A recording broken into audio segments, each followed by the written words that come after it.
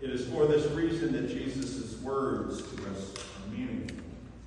As Americans, we admire the idea of the self-made person. We love the rags to riches story. We created the myth that if you made it to the top of your profession, you deserve a huge salary because you are the one responsible for getting to the top.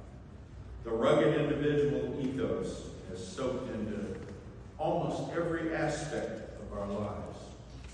It affects the way in which we think about others, the way we relate to each other, and the way in which we welcome each other. This perception has an impact on the way we think about achievement, education, vocation, as well as the way we raise our children and live.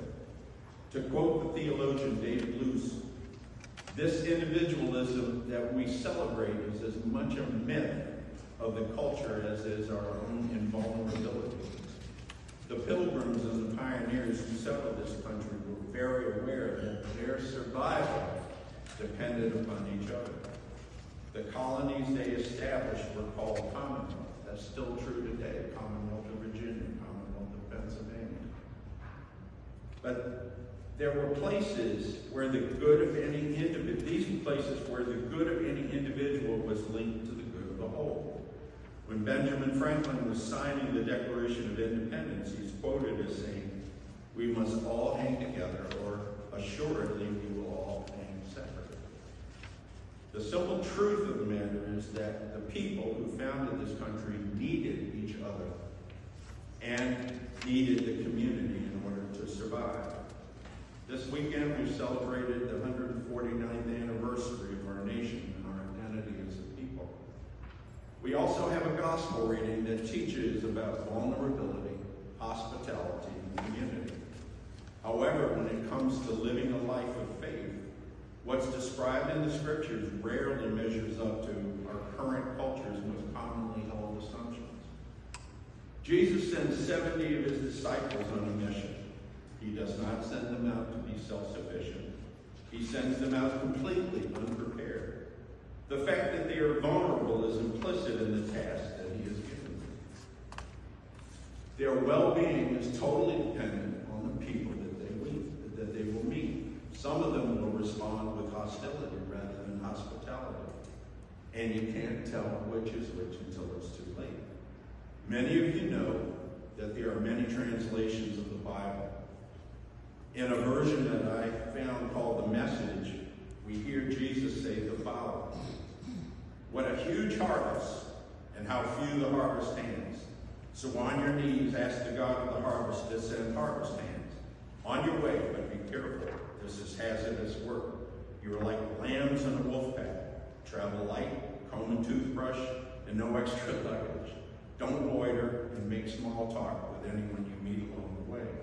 When you enter a home, greet the family in peace. And if your greeting is received, then it's a good place to stay. But if it's not received, take it back and get out. Don't impose yourself. Stay at one home, taking your meals there, for the worker deserves 3 square meals.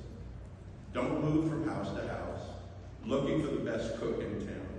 And when you enter a town and you're received, eat what is set before you. Heal anyone who is sick and tell them God's kingdom is right on your doorstep.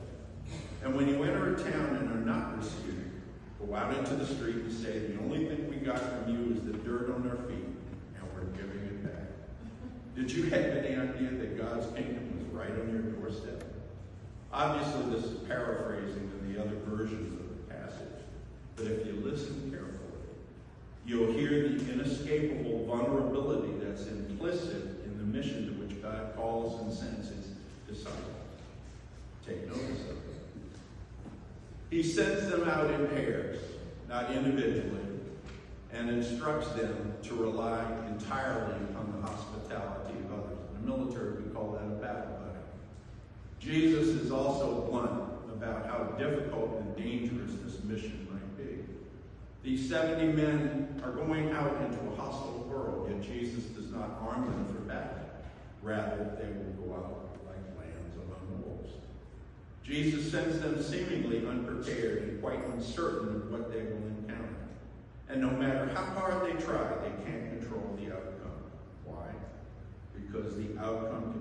totally on God. Some of the folks they visit will not share or appreciate the message of peace that they offer. Sometimes whole towns will reject them. But the gift of Jesus gives as he sends them is the gift of his presence, the promise that he goes with them, and the gift of teamwork and trusted obedience. As these men work together, their hope and welfare depends upon those around them and those that they meet. Ironically, Jesus commands vulnerable dependence from his disciples as they go proclaiming the good news that the kingdom of God is drawn near. I should remind you that the role of hospitality can't be overstated. The ministry of Jesus is always one of compassion, one that respects the dignity of all persons. His mission is always one of grace, forgiveness, meaning, purpose, and peace. It means working and living together in intimate community, becoming vulnerable, and yes, giving up our need to control.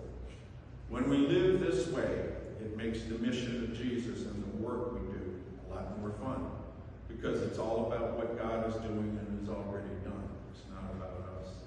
All we need to do is lean into God's call and tend to the harvest that God has already planted. The adventure continues.